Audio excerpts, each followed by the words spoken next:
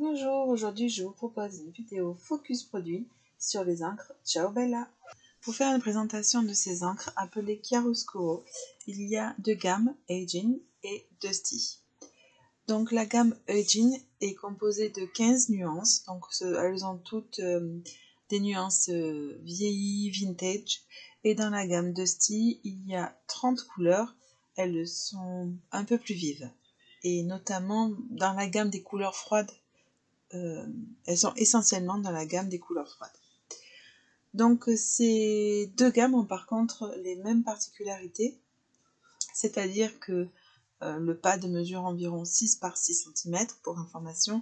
Elles ont un séchage rapide, elles sont résistantes à l'eau, elles sont opaques et donc forcément imperméables et sans acide. Je commence par faire des comme un nuancier tout simplement, et je commence par la gamme Aging. Donc moi j'en ai choisi 4 pour cette gamme-là, pour l'atelier. Donc je marque en haut le nom, tout simplement. Je vais faire, les blender, faire un petit fond avec, un tamponnage écriture, donc écriture fine et écriture un peu plus large sur le même tamponnage. Et vous verrez qu'après, je décide de tamponner un petit cœur sur chaque carte. Ça sera pour tester leur résistance à l'eau, tout simplement. Sur une carte, je vais même tamponner 2 petits cœurs pour tester les encres alcool avec.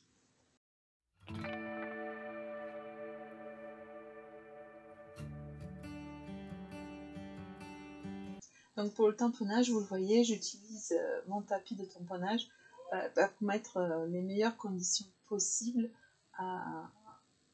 pour qu'on se rende compte un peu du résultat. Donc pour cette gamme-là, les Aging, je suis assez surprise. Je trouve que c'est pas mal du tout au niveau du tamponnage. On n'est pas sur de la Versafine, on est d'accord, mais ça se défend quand même très très très bien.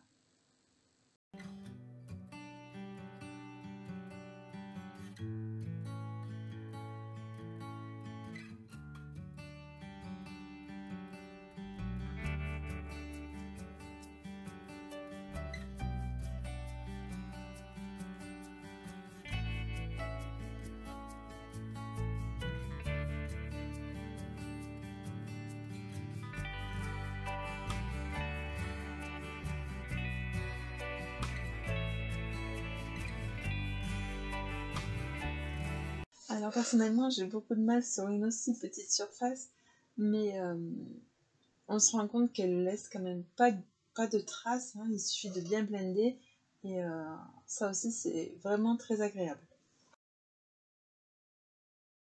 Là, la couleur coup de cœur, on va dire, que j'ai eu pour cette gamme-là, c'est la couleur Océania. Elle est juste, mais magnifique.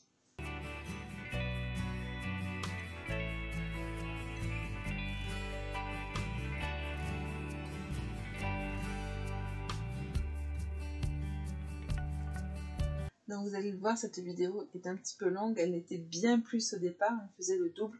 C'est pour ça que j'ai accéléré toute cette partie-là. En fait, c'est pour que vous vous rendiez compte que, comment moi je les utilisais, bien qu'il faudrait que je les utilise en création pour vraiment qu'on se rende compte. Mais à la fin, j'ai quand même décidé de vous faire des exemples pour blender les couleurs. Vous verrez ça à la fin de la vidéo.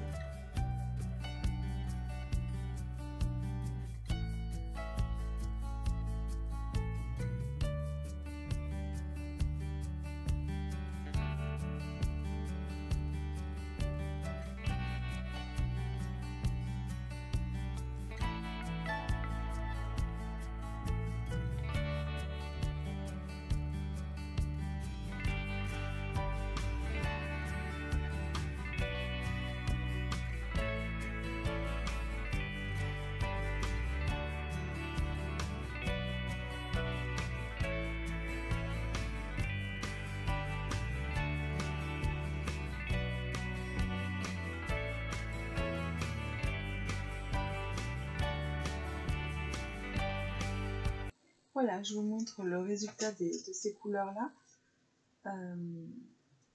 Et ben moi, je les trouve vraiment très sympas.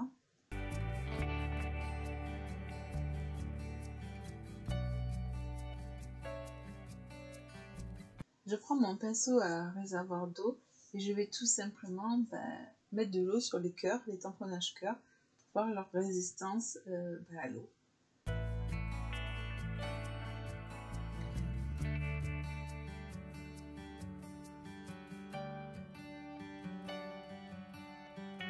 Je vérifie également qu'elle ne laisse pas de couleur, vous avez vu hein, sur l'épaule du pinceau. Et ben non, et on voit qu'elle résiste vraiment très très bien à l'eau, ce qui peut être très intéressant pour faire du no-line par exemple.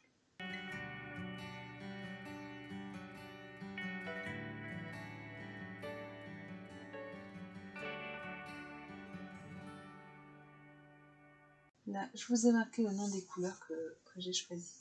Et je décide maintenant de tamponner un deuxième cœur pour faire le test avec une encre à alcool.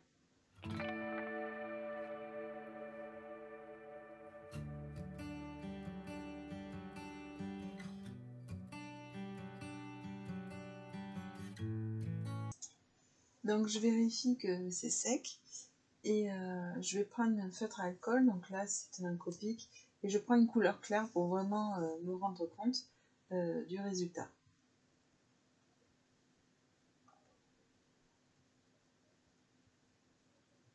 Alors clairement, là vous le voyez quand même en vidéo, donc je prends la peine de nettoyer à côté de mon pinceau, enfin la mine pinceau de mon feutre, c'est non validé, hein, ça ne résiste absolument pas aux encres à alcool.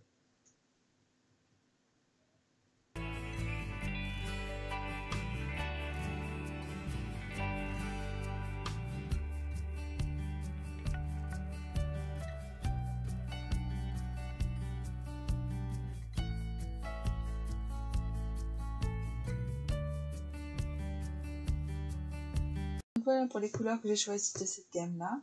Je passe à l'autre gamme, donc la gamme Dusty. Comme vous le voyez, j'ai pris plus de couleurs et je vais faire exactement le même procédé que ce que vous venez de voir, hein, tout simplement. Et je vais faire mes petites cartes de nuancier, le tamponnage et le petit cœur pour la résistance à l'eau.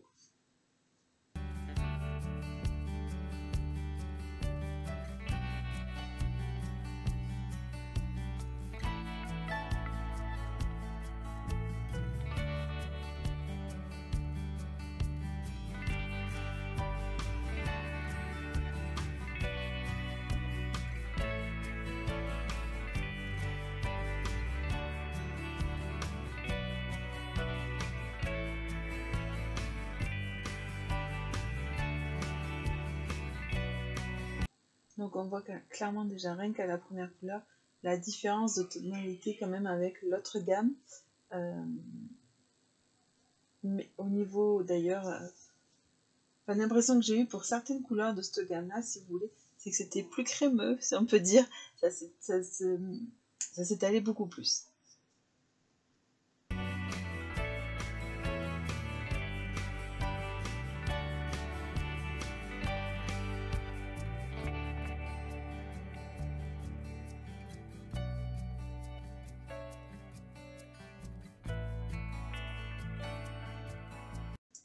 Donc aussi, ce qu'on peut dire, c'est que parfois, pour certaines couleurs, il ne faut pas forcément se fier à la couleur de la boîte.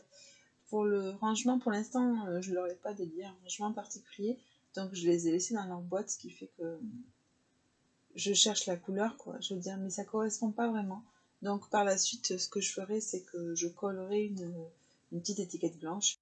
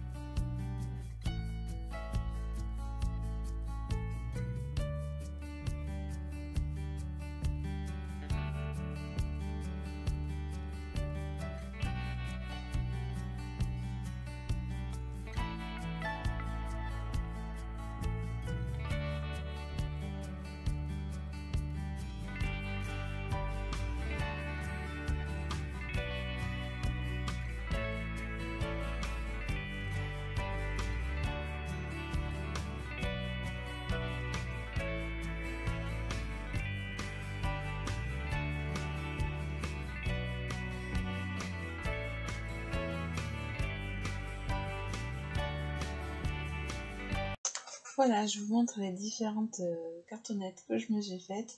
Vous pouvez voir les couleurs que j'ai choisies là, ainsi que les tamponnages. Je vais faire également le test de l'eau, tout simplement, comme je l'ai fait pour l'autre gamme.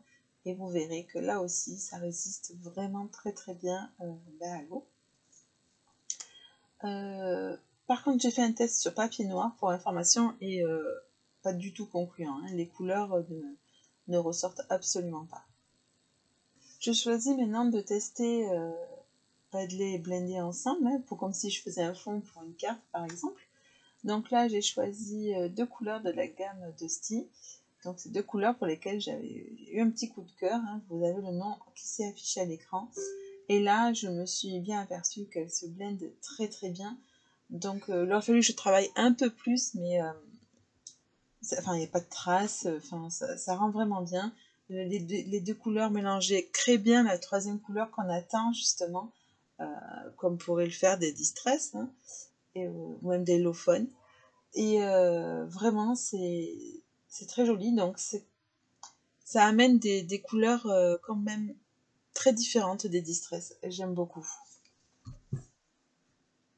Donc là aussi, j'ai accéléré. J'aurais pu travailler encore un peu plus les couleurs, même sans aucun doute. Mais vraiment, ça rend très très bien.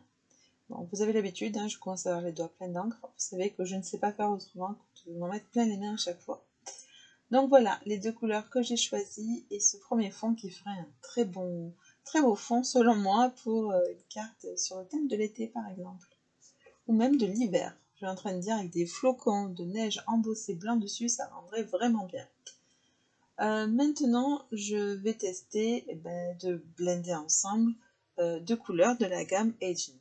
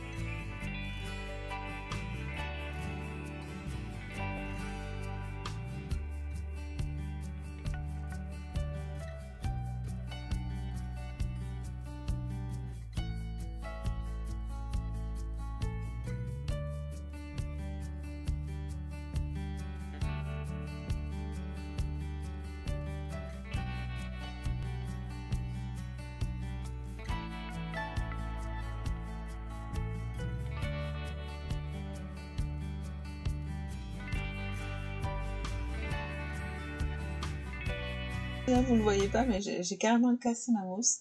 Bon, ça arrive. Donc là, pareil, je l'ai fait rapidement. En plus, bon, vous le voyez en plus en accéléré, donc pour vous, c'est encore plus rapide. Là aussi, belle surprise, se mélange aussi très très bien. La troisième couleur secret, je dis troisième, c'est parce que j'en utilise deux, on est bien d'accord. Donc au milieu, on voit la troisième couleur qui se crée. Donc c'est, je dirais, un peu plus difficile d'avoir 0 marque, mais on peut arriver sans aucun souci aux 0 marque. Ceci dit, comme c'est la gamme effet vieilli, on va dire, il faut quand même quelques marques pour donner ce côté patiné qu'on aime bien dans certaines créations de style steampunk ou dans du junk, ou par exemple, ou ce genre de création-là. Donc je trouve que ça rend vraiment très très bien. Donc pour mon dernier test pour blender les couleurs, ensemble, je vais en prendre une, vous l'aurez bien compris, une de chaque gamme.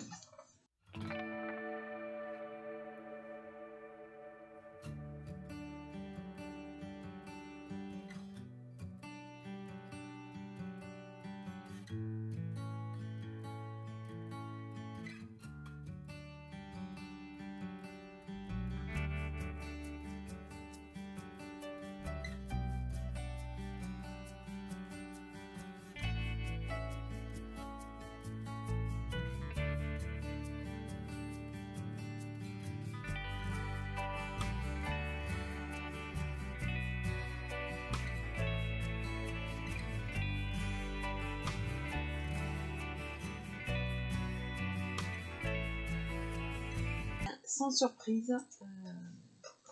Elles se mélangent aussi très très bien toutes les deux. J'aime beaucoup ce fond là. Je verrais bien le gnome de chez Woodward, le gnome abeille là, je pense que vous voyez lequel je veux dire. Il irait très bien sur ce fond là, sans souci. Donc là, eh bien, ça se mélange bien, très bien même. Vous voyez, il n'y a aucune marque. On obtient bien aussi la troisième couleur.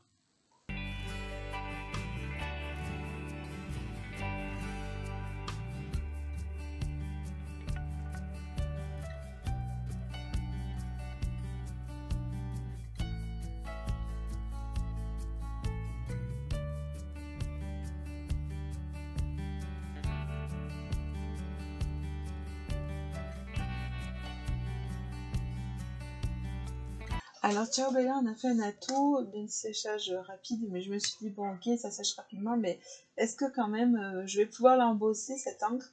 Vous savez que j'aime bien utiliser des fois de la couleur et mettre un petit coup de poudre à embosser transparente. Donc je dis bah il faut tester, donc j'en ai fait 2 dans la gamme de Dusty et 2 tests dans la gamme de Dusty et un test dans la gamme Aging. Et c'est concluant aussi. Donc évidemment, il faut quand même travailler un peu rapidement, mais c'est tout à fait faisable. Il n'y a pas besoin de se mettre la pression.